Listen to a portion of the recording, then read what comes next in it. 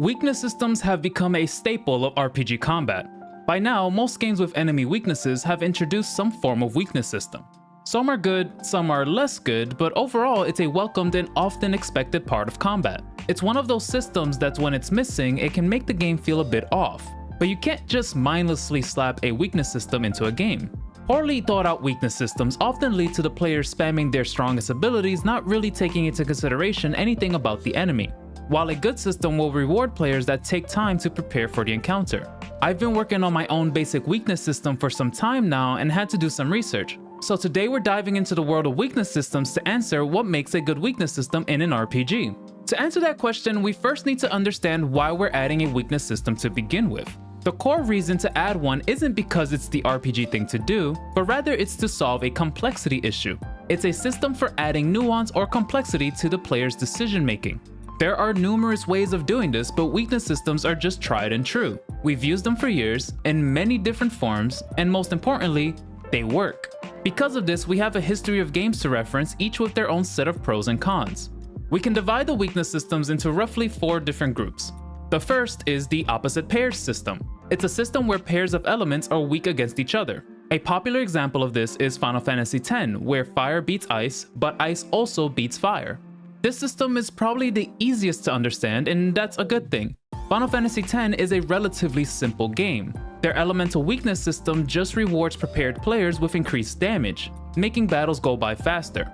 However, if you're not careful, the opposite pairs system can be quite punishing for the player, since technically the player will also be weak to the enemies they're trying to exploit. To avoid this, you can take the Final Fantasy X route and make weaknesses one-sided, meaning only the enemies have weaknesses and not the players. But what if you wanted players to have weaknesses? Well, the next step up would be an elemental triangle system, or better known as rock, paper, scissors. It's a system where each of the elements have one unique weakness, and it's a defining feature of the Fire Emblem series. In Fire Emblem, swords beat axes, axes beat spears, and spears beat swords. It's a simple idea, but when paired with other game mechanics, it provides a deep and thoughtful combat experience. Fire Emblem's weakness system amplifies the gameplay by creating points of interesting decision making. Players need to choose the right combatants and ideally want to pair units with their favorable matchups. A good weakness system doesn't have to be complex since it's meant to enhance the already existing gameplay, even if it's just rock, paper, scissors. Now, we often call it a weakness triangle, but who's to say it can't be a weakness circle? Same idea, just with a few more elements. However, note that this triangle or circular weakness system only really works when you have a handful of elements. Too many types and you just end up with a bunch of elements that do neutral damage to each other, defeating the purpose of the system. But there are some games that handle multiple element types to great effect, and one of those games need no introduction. Love it or hate it, Pokemon has without a doubt one of the most intricate and iconic weakness systems in gaming, and it's a very good one. What makes Pokemon's typing system special is the complex web of relationships. And to take it further, each type's strengths and weaknesses are uniquely defined on offense and defense. So water is weak to electric, but electric does not resist water. Each typing is defined case by case. The weaknesses themselves are the focal point of the combat system and everything is built around it. Every Pokemon and every move has a typing associated with it. Their 9th generation entries, Scarlet and Violet, pushed the typing system further by allowing Pokemon to change their typing mid-battle. But a system like Pokemon isn't the only way to manage large number of weakness types. Pokemon's core design is focused around the relationship between the elements. Instead, we can shift the focus from elemental relationships to individual enemy weaknesses. Give each enemy a list of things that they are uniquely strong or weak against. This gives the flexibility of having multiple weakness types without having to consider the relationships between them. Some examples of this system include Persona 5, Octopath, and for my indie enjoyers, Star Renegades. Giving enemies unique strengths and weaknesses give players multiple ways to handle an encounter. The player may not always have access to that fire spell, but hey, lightning is just as effective. But the weakness system itself is not what makes these 3 games stand out. It's the way they tie the weakness systems back to the core game mechanics. Games like Pokemon don't need to do this because they already have a very complex typing system. The system itself gives players decisions that need to be made both inside and out of battle.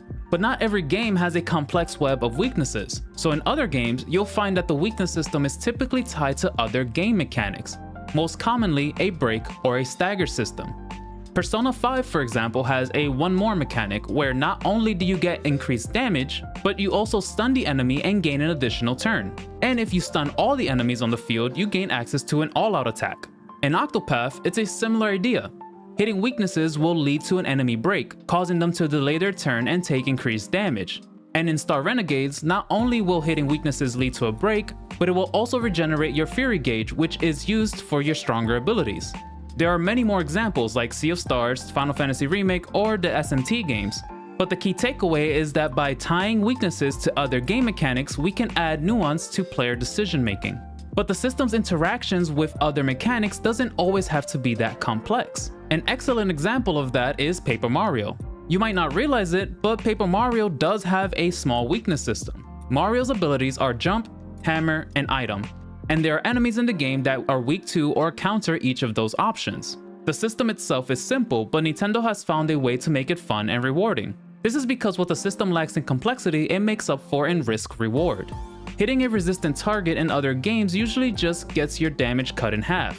But in Mario, hit an enemy with the wrong attack and you'll instead take damage. So although the system is simple, it's amplified by punishing players that ignore it, but rewarding them when they play by the rules. Another excellent example of this is SMT5, where hitting enemy weaknesses will gain you an additional action for that turn, but if they resist your attack, you'll lose an action, and that can spiral very quickly. So weaknesses in games come in many forms, and there's no singular way of handling them. Each system brings its own set of strengths and weaknesses that should be considered, and not one is better than the other. What's most important is that the system should serve a purpose. There needs to be a reason for it. Does it affect another mechanic, or does it affect player decision making in a significant way? Additionally, you can add weight to a system by introducing some sort of risk-reward elements. What do the players gain for hitting a weakness, or what do they lose for ignoring it? There are many more great examples of weakness systems in gaming, so if you know some, please share them in the comments below. I stream my games development Monday through Friday over at twitch.tv/edomgames, mostly in the evening. Also, if you're interested in another design-focused topic, you can check out how I created the enemy designs in this video here. Additionally, you can wishlist Project Bloom on Steam. Thank you for watching, and I will see you next time.